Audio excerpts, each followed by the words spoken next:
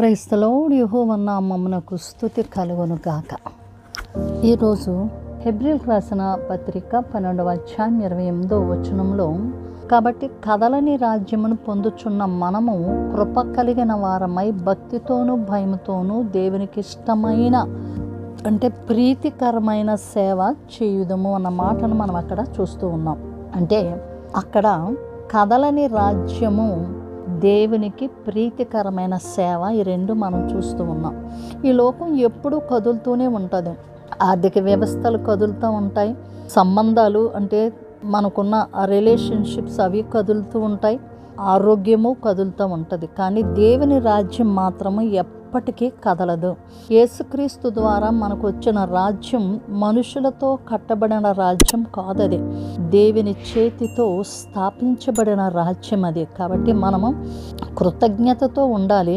దేవునికి ఇష్టమైన సేవ, ప్రీతికరమైన సేవ మనం చెయ్యాలి. భక్తితో మరియు భయంతో మనము నడవాలి. దేవుడు ప్రేమగలవాడే, అయితే ఆయన పవిత్రుడైన దేవుడు, పరిశుద్ధుడైన దేవుడు. కాబట్టి మన హృదయం ఎప్పుడు కృతజ్ఞతతో నిండి ప్రీతికరమైన సేవ దేవునికి మనము చేస్తూ ఉండాలి. ఆచరణాత్మకంగా మనం చూసినట్లయితే అన్నీ కదులుతూ ఉంటాయి. క్రీస్తులో నిలకడగా మనం ఉండాలి. కృతజ్ఞత మన ఆరాధనను నడిపిస్తూ ఉంటుంది. చేతులతో కాదు, హృదయముతో మనము దేవునికి సేవ చేయాలి. చేతులతో కాదు, హృదయపూర్వకంగా, ఇష్టపూర్వకంగా దేవునికి ప్రీతికరమైన సేవ మనం చేయాలి. కదలని రాజ్యం క్రీస్తు రాజ్యం. పవిత్ర జీవితంతో ఆ కదలని రాజ్యంలో మనము ప్రవేశించే వారిగా మనం ఉండాలి. అయితే దేవుడు ఎల్లప్పుడూ కూడా మనలను తనకిష్టమైన రీతిలో మనం ఉండాలని ఆయన కోరుకుంటూ ఉన్నాడు. దేవుని కొరకు మనం ఏది సేవ చేసినా ఆయనకు అది ఎంతో ప్రీతికరంగా ఉంటుంది. ఆయన దేవునికి మనం సేవ చేస్తూ ఉన్నప్పుడు ఆయనకు ప్రీతికరమైన సేవ అంటే ఎప్పుడూ దేవునికి స్తుతులు చెల్లించడం, కృతజ్ఞత కలిగి ఉండడం అనేది అది దేవునికి ఎంతో ఇష్టమైనది. విశ్వాసముతో మనం దేవునితో మనం నడుస్తే అది ఎంతో ఆయనకి ఇష్టమైనది, ప్రీతికరమైనది. అలాగే అవసరతలో ఉన్న వారిని ఆదుకుంటూ, కాపాడుతూ, వారి యొక్క ప్రతి విషయంలో మనము వారిలో ఉన్న పరిస్థితులను, అయితే వారికి ఉన్న అవసరతలను యేసుకు చేస్తున్నట్టుగా మనం వారికి చేస్తే అది దేవునికి ఎంతో ప్రీతికరమైన సేవ. కాబట్టి ఇట్టి ప్రీతికరమైన సేవలు, ఎందుకంటే దేవుడు తన కృపతో మనల్ని నింపుతూ ఉన్నాడు. ఆయన కృపలో వినయము, విధేయత ఉంటుంది. ఆయన కృపలో దైవికమైన భయము, భక్తి ఉంటుంది. సో అటువంటి కృపను మనం పొందుకుని ఆయనకి ఎల్లప్పుడూ ప్రీతికరమైన సేవ మనము చేస్తూ ఉండాలి.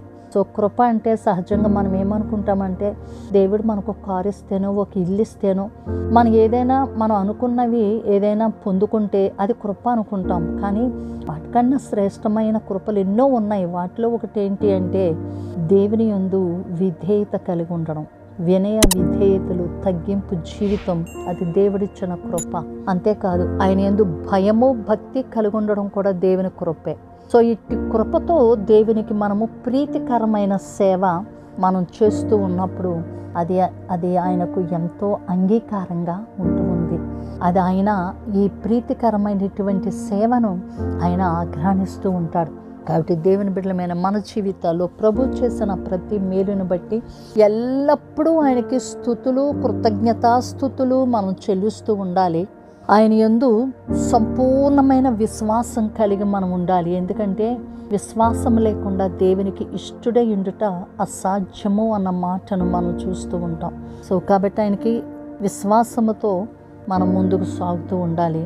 అవసరతలో ఉన్న వారిని మనం ఆదుకుంటూ ఉన్నప్పుడు అది ఎంతో ఆయనకి ఇష్టమైన సేవగా అది ఉంటూ ఉంది. అట్టి సేవ చేయనట్లుగా దేవుని యొక్క కృప మనందరికీ తోడై ఉండి నడిపించును గాక. సకల ఆశీర్వాదములకు కారణభూతుడా మా యెహోవా పరిశుద్ధుడా, మీకు మా నిండు కృతజ్ఞతలు, స్తుతులు, స్తోత్రాలు చెల్లిస్తూ ఉన్నాం.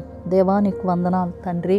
నమ్మదగిన సహాయకుడా యెహోవా షమ్మా, యెహోవా షలోమ్, మీకే స్తోత్రాలు చెల్లిస్తూ ఉన్నాం.